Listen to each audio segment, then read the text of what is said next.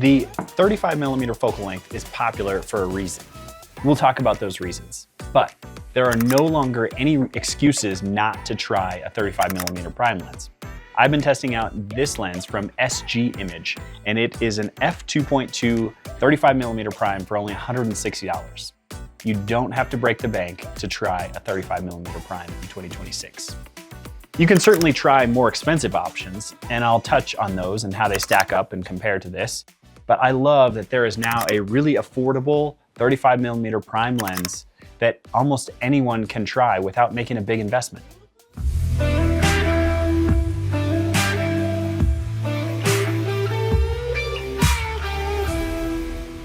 My name is Mark Bergering, and on this channel, we provide photography tips, gear advice, and practical suggestions to help you buy smarter, learn photography, and grow your skills. If you haven't already, hit the subscribe button. It really helps us out. And as always, everything I talk about in this video will be linked down in the description, including this new lens from SG Image. Now, let's talk about why the 35mm lens is so highly coveted and so many people rave about it. Photojournalists love it.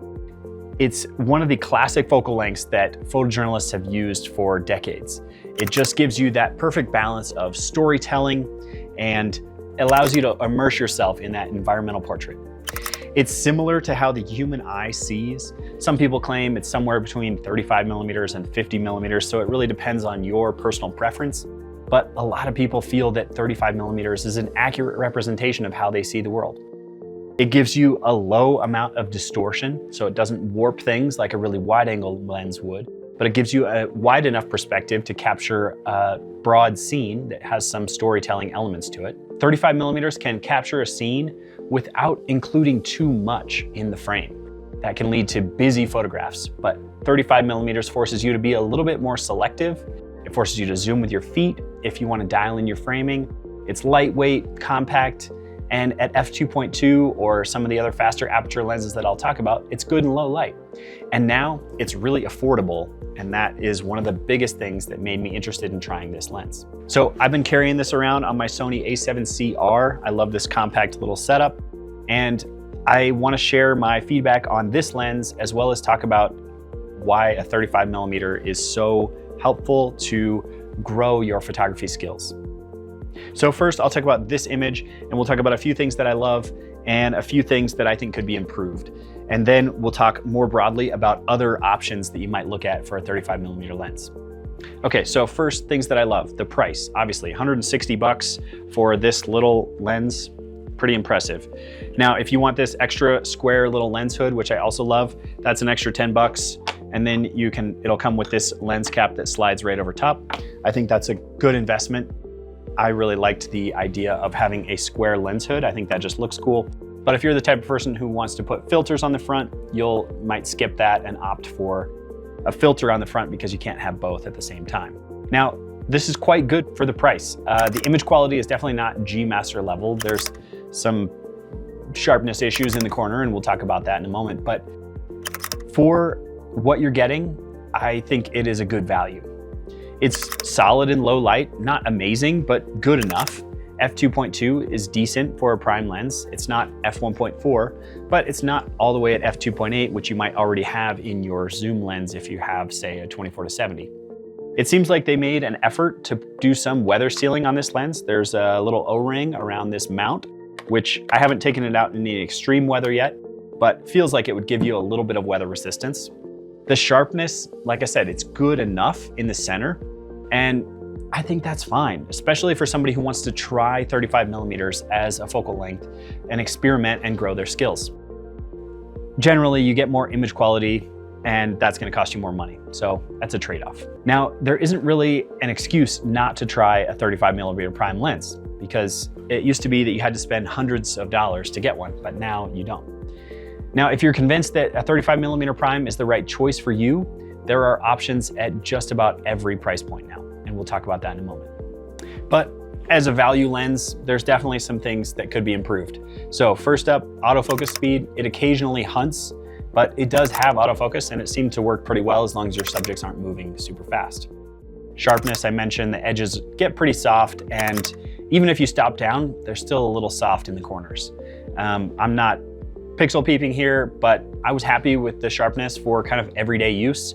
If this is something you're gonna use professionally and you want really high quality images, maybe you wanna spend a little bit more money, but for the casual user and the person who's just wanting to try out 35mm to see if they like it, you can always upgrade later.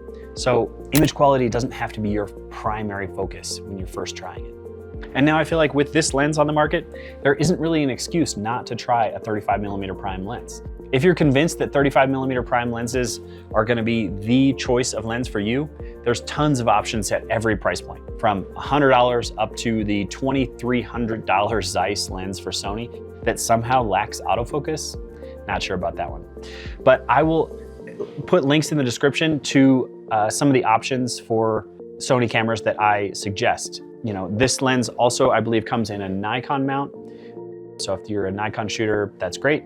But I wanted to talk through some other lenses that I'm familiar with for the Sony mount system that compare to this one, just to give you an idea of where you would land at different price points. So starting at the top with the Sony G Master 35mm f1.4, that's gonna run you like $1,600. That's kind of the top end as far as the Sony mount. Stepping down from that, you might look at the Sony 35mm f1.8. It's a solid option. I actually have it over there in my bag, and that's my primary 35mm that I use. Stepping down from that, you could look at the Samyang 35mm f1.4, or they also offer an f2.8 version. Those are for $400 and $250 respectively. And this thing coming in at $160. And now I know I'm missing a bunch of other options for Sony because there's a ton of, you know, kind of like mid-range options.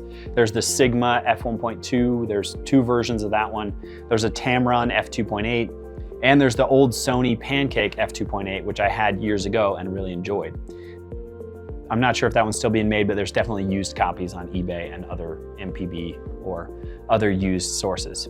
So I will link to all those options down in the description if you want to go check those out and shop prices. If you want to dive deeper, you can jump over to this video. That's one of our most popular videos. Brenda's description of how to shoot with a 35mm lens goes much more in depth than I will here. So with all that said, I think yes, the 35mm lens is still incredibly valid and will be for years to come.